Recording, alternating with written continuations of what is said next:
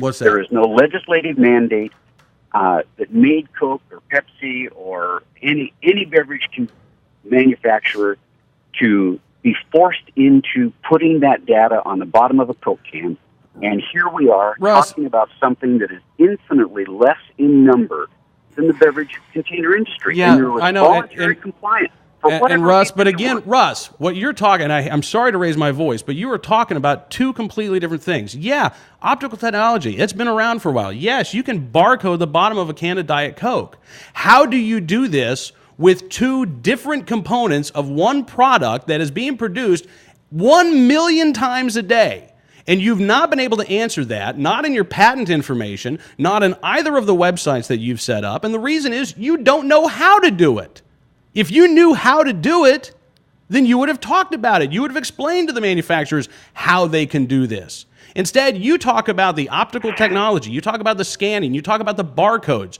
You cannot, and you have not been able to address how you manufacture this in compliance with 8 billion products being produced every year with a $10,000 fine. I would also happen to point out that, by the way, if Coke gets one of these date stamps wrong, they're not fined $10,000.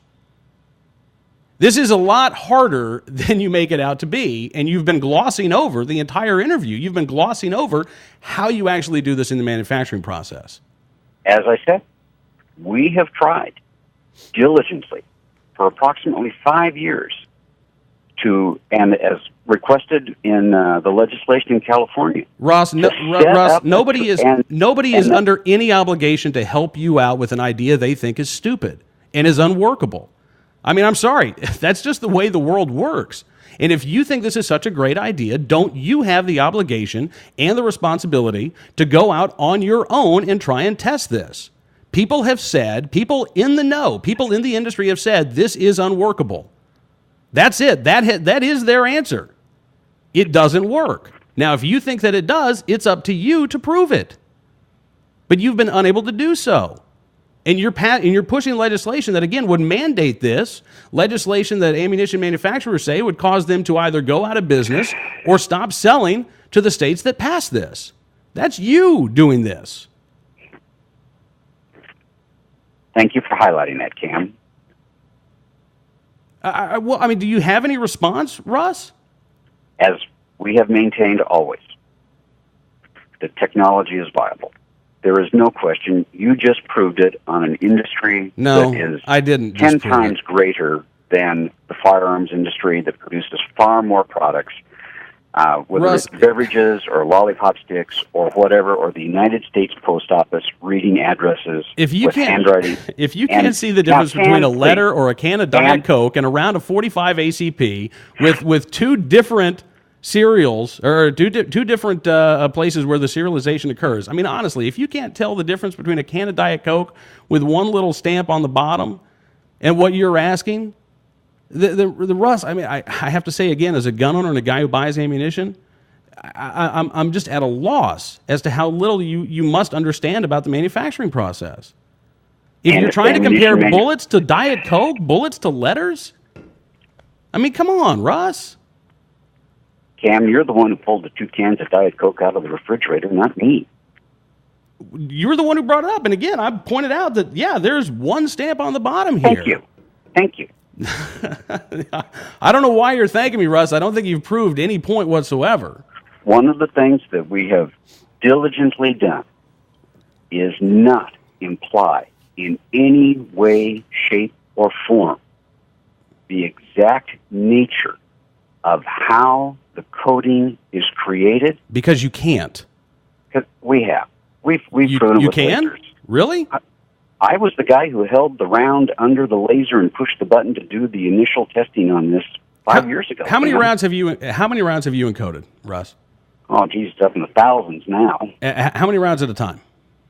I wasn't present for when we shipped them off to one of the world's largest manufacturers. We had those done by a couple of different companies now. The initial laser work was done on basically a desktop laser 5 years ago, and I had to hold the round myself. So it was done by hand? Absolutely. Yeah. Well, that would be expedient in producing a billion rounds of ammunition. Damn, come on. Has there been any large-scale testing of this at all? No. All right. So, in essence, excuse me. Let me make sure that I'm understanding your question perfectly. Large-scale testing in terms of the firing survivability of the rounds? In terms of the manufacturing? No. No. So, in other words, Russ, and I you know what, I got to tell you, don't feel bad because we're going to have to let you go in a minute because this interview is now, I think, over 30 minutes long, and that is far longer than we normally spend. But at the end of the day, it seems to me like you are pushing a legislative mandate for firearms manufacturers to put into their manufacturing process unproven and untested manufacturing technology that could dramatically impact the price of ammunition, how fast ammunition is produced, and not to mention, by the way, what happens if somebody steals. We haven't even gotten into the viability of this in the real world in terms of criminals who we know typically acquire their firearms. The vast majority of criminals acquire their firearms illegally. We haven't even gotten into the fact that the hypothesis that they would then start doing the same thing with their ammunition. We haven't gotten into that stuff. I'll be happy to call you back and do another interview to address those specific issues. But at the end of the day, the public debate on this, Cam, I think the more confident people are going to be that the tagging and marking industry, which I've pointed out, is a huge enterprise worldwide. I don't care if you run outside and look up at a Boeing aircraft. Those parts are identifiable as being from a specific plane and a specific model. You know that. I know that. The marking and tagging industry is becoming increasingly important in consumer-related items. I don't care if it's the side of a diamond or the cathode or the lines that go from your pacemaker down to your heart. Those are also laser coated. But the issue is that this is existing technology. It is designed for rapid production. There's existing technology employed by as mundane thing as reading your mail to make sure it gets to the right place using optical character recognition. The world is filled with this individualization of parts and components. When I call back, and I hope I am, to talk about the consumer side of it and how this relates to crime fighting and stopping poaching and vandalism. And we haven't talked about our specific of the three really interests that we have. One is indeed talking about this being the last threshold for a national right to carry permit system. And we have never, ever talked about anything else but that as being one of the legs that this whole proposal is based around. Yeah, Russ, I got to tell you, if you're getting support from the Brady campaign on this bill in California, there's no way the gun owners are going to buy that this is part of a national right to carry effort. And again, I have to say, after talking to you, after hearing your explanations, you gloss over you try to assume that there is no difference in putting a single mark on the edge of a diamond and two identical marks on two different components of a round of ammunition. You cannot get around the fact that you don't know how this is going to be done. You cannot get around the fact that you've not been able to engage in any large-scale testing on your own of this, and you are pushing a legislative mandate of unproven manufacturing technology in this particular industry at the expense, again, of firearms manufacturers and of people like me. And people like me. I'm going to be buying ammunition, too. Yeah, well, how come you haven't really addressed that, Cam? Well, that you're going to be buying ammunition?